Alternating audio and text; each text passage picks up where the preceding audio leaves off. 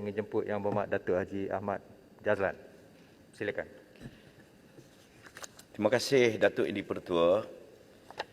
Macang minta Menteri Perumahan dan Kerajaan Tempatan menyatakan jumlah keseluruhan projek perumahan yang terbengkalai mengikut pecahan negeri sehingga tahun 2021 dan apakah punca sebenar ianya berlaku serta apakah jalan penyelesaian daripada pihak kementerian terhadap perkara ini. Terima kasih. Terima kasih Yang Berhormat. Silakan Yang Berhormat Menteri.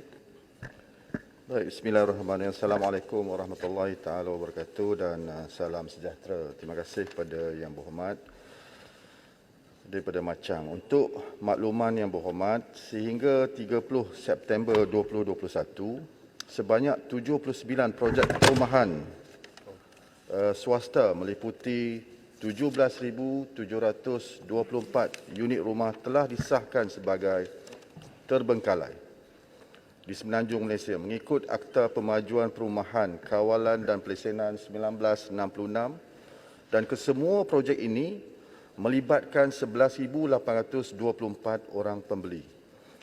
Kategori 79 projek tersebut adalah seperti berikut. Sebanyak 38 projek ataupun 11,511 unit rumah melibatkan 6,319 pembeli sedang dalam peringkat perancangan bagi mengenal pasti kaedah dan mekanisme untuk memulihkan projek tersebut melalui penyelesaian yang dipersetujui bersama oleh pemaju penyelamat dan juga pembeli. Sebanyak 26 projek pula iaitu 3,383 unit rumah yang melibatkan 2,806 pembeli pada waktu ini berada dalam peringkat yang statik yang mana sedang dalam penyelesaian isu perundangan. Manakala 15 projek ataupun 2,830 rumah yang melibatkan 2,699 pembeli berada dalam peringkat yang sedang dipulihkan.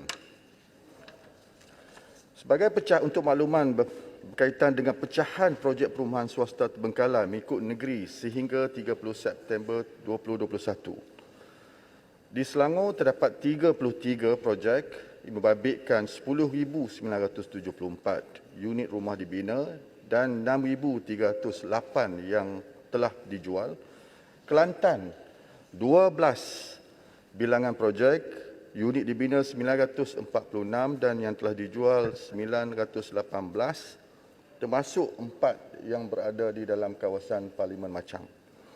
9 di Johor membabitkan 2,785, 6 di Pahang membabitkan 623 unit rumah yang dibina, 6 di Terengganu membabitkan 612, 5 di Perak membabitkan 341, 4 di Negeri Sembilan membabitkan 594 unit rumah yang dibina, 2 di Kedah membabitkan 680 unit rumah dibina, 1 di wilayah persekutuan membabitkan 90 unit rumah dibina, 1 di Melaka yang membabitkan 79 unit rumah yang dibina. Manakala 3 negeri iaitu Pulau Pinang, Perlis dan di wilayah persekutuan mencatatkan kata projek terbengkalai yang kosong, projek terbengkalai yang berlaku di negeri tersebut. Untuk maklumat Ibu Berhormat, berdasarkan analisa yang dijalankan oleh Kementerian Perumahan dan Kerajaan Tempatan, punca kepada 79 projek perumahan terbengkalai telah diklasifikasikan seperti kategori seperti berikut. Pertama, tahap kewangan syarikat yang amat lemah yang terdiri daripada 65 projek.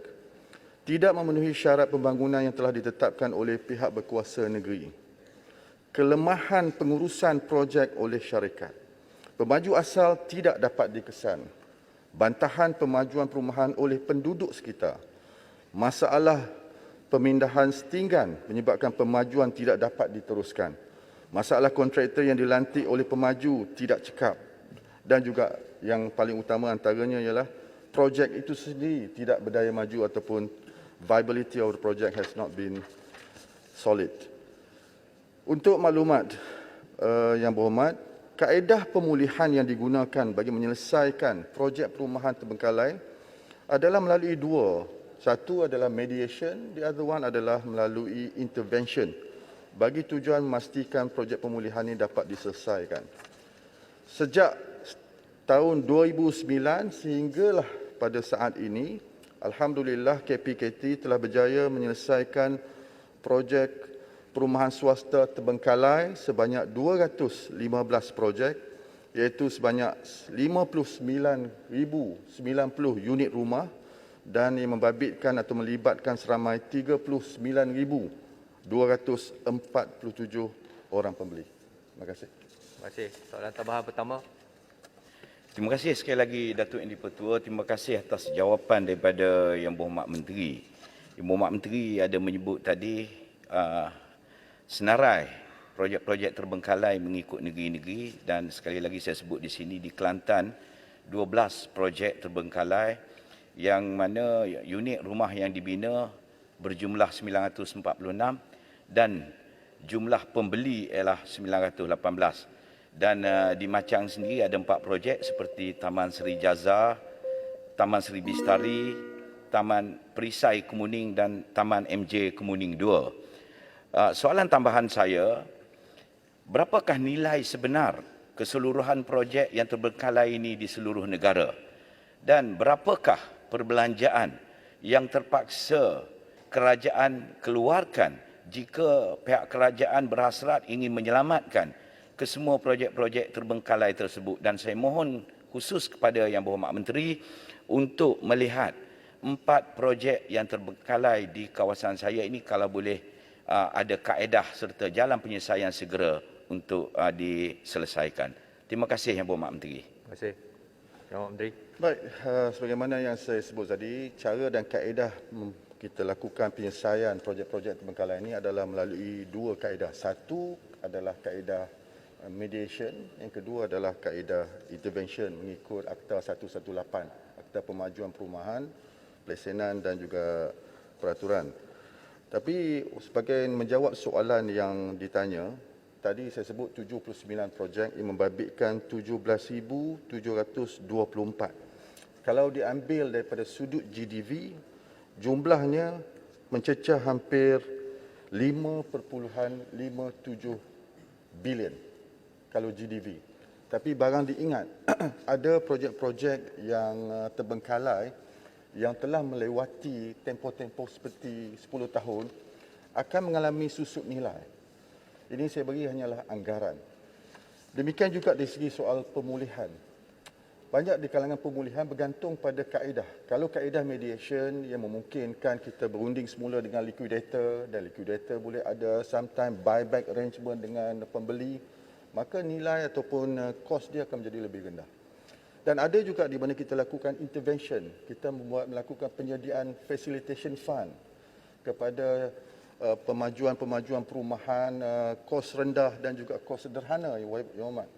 Dan angka ini sebagaimana tadi yang saya sebut, jumlah yang kerajaan telah belanja dalam tempoh hampir 10 tahun adalah berjumlah, bentar ya, Hormat,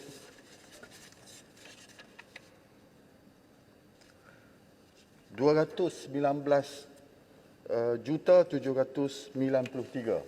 Ini adalah yang direct intervention yang kita sediakan facilitation sehinggalah rumah itu selesai. Jadi untuk Machang, saya nak maklumkan keempat-empat projek perumahan ini membabitkan 96. Dan 3 daripadanya adalah berada pada peratusan 95. Malahan 3 daripada 4 tersebut telah pun diduduki.